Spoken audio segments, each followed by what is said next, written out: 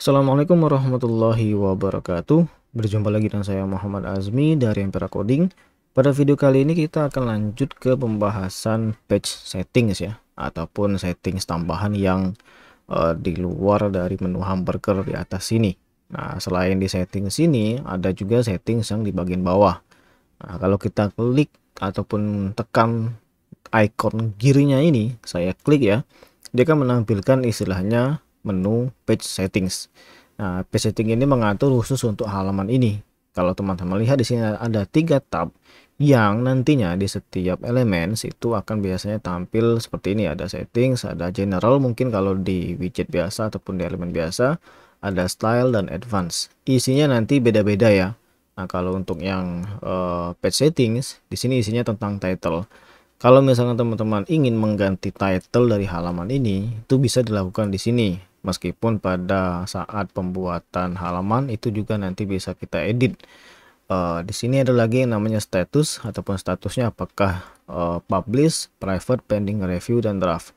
Kalau misalkan teman-teman pertama kali membuat sebuah halaman ataupun pages yang dengan Elementor, itu statusnya akan draft ataupun masih dalam konsep selama tidak ditekan tombol bawah update di sini ya, ataupun publish kalau misalnya pertama kali.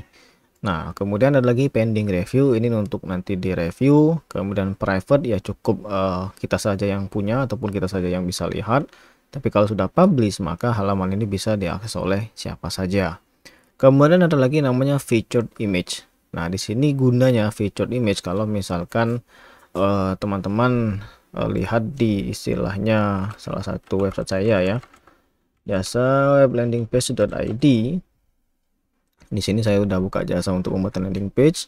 Nah, di sini saya ambil widget dari pages ataupun post yang istilahnya featured image-nya itu saya sudah atur di halaman ini.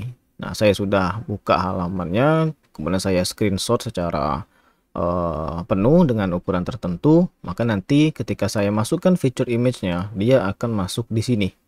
Oke, nah itulah gunanya penggunaan dari featured image-nya. Kemudian ada lagi namanya hide title. Ini kalau kita tidak ingin menampilkan title ataupun judul dari si homepage ini ataupun di halaman tertentu. Oke, ini saya abaikan saja. Kemudian page layout. Nah, disinilah page layout ini yang berperan kalau kita ingin menggunakan si Elementor secara penuh. Di sini ada yang namanya default, Elementor canvas, full width, dan theme. Nah, kalau misalnya kita ingin menggunakan Elementor secara penuh atau khusus untuk Elementor saja tanpa ada header ataupun footer dari bawaan theme ataupun tema, kita pilih Elementor canvas. Nah, saat saya klik Elementor canvas, nantinya header di sini dan footer pada bagian bawah itu akan hilang ya. Oke, saya praktekkan, saya klik pilih Elementor canvas. Dia loading, dah, dia langsung hilang. Jadi yang tampil di sini hanyalah halaman Elementor tok. Jadi nggak ada header ataupun footer dari bawaan tim ataupun yang lainnya. Nah, kalau sudah ini jangan lupa untuk di-update.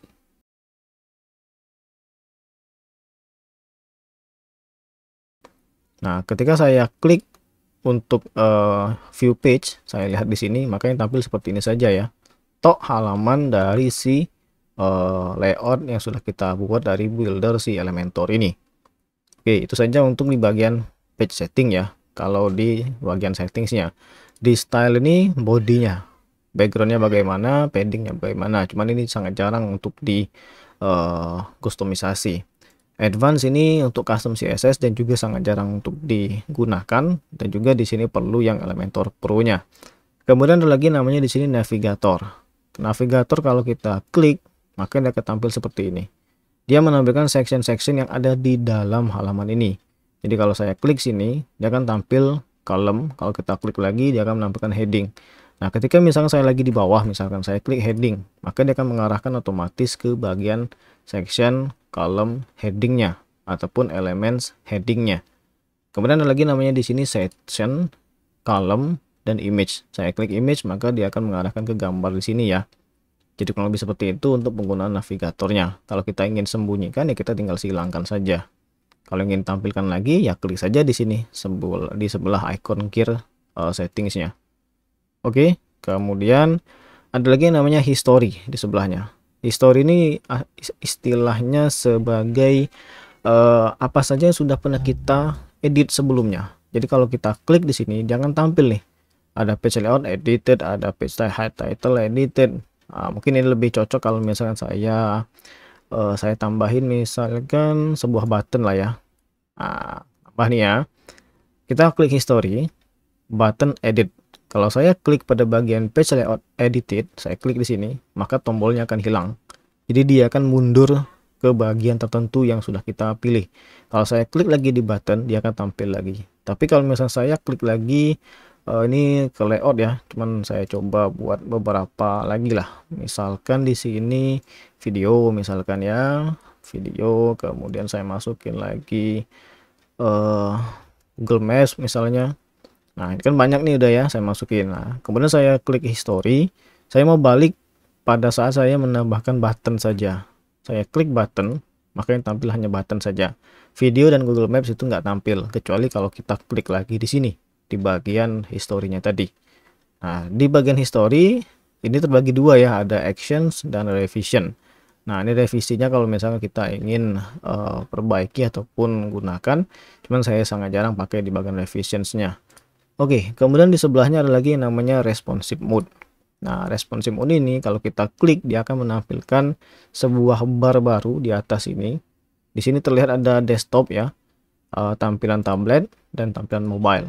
Kalau kita klik di sini kita bisa atur zoomnya bagaimana. Kalau kita klik yang icon ini, dia akan kembali ke defaultnya. Begitu juga kalau di sebelah kanan sini ada width lebar. H ini adalah height ataupun tingginya. Kita bisa atur juga di sini. Kemudian ada lagi namanya manage breakpoints. Nah, manage breakpoints ini istilahnya kalau kita lihat di settings ya, ada active breakpoints, mobile dan tablet. Mobile and tablet option cannot be deleted. Jadi tampilan mobile dan tablet itu nggak bisa dihapus. Jadi sampai di batas mana nantinya tampilan itu berubah menjadi mobile ataupun tablet. Itu maksud dari breakpoints. Jadi nanti tinggal diatur saja ini berapa pixelnya ya. Cuman secara default nggak usah diubah juga ini.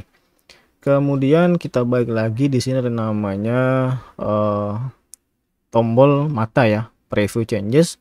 Kalau kita klik preview changes, maka dia akan membuka sebuah tab browser baru. Isinya adalah preview dari apa saja yang sudah kita edit ataupun sudah kita lakukan. Di sebelahnya tombol ya, ada kalau misalkan pertama kali dia publish, kalau sudah pernah terbit, itu sudah pernah terbit ataupun tayang, itu dia berubah menjadi update. Nah, kalau kita klik update, dia akan menyimpan. Kalau kita lihat lagi di sebelah kanannya ada tombol panah ke atas ataupun save options. Kita bisa menyimpannya sebagai draft atau kita bisa ubah menjadi save as template. Nah, kalau misalnya kita ubah menjadi template, si tampilan ini akan dapat kita gunakan di bagian halaman lain. Jadi saya rasa sih ini saja ya untuk settings tambahan dari Elementor. Semoga bermanfaat dan sampai jumpa di video selanjutnya.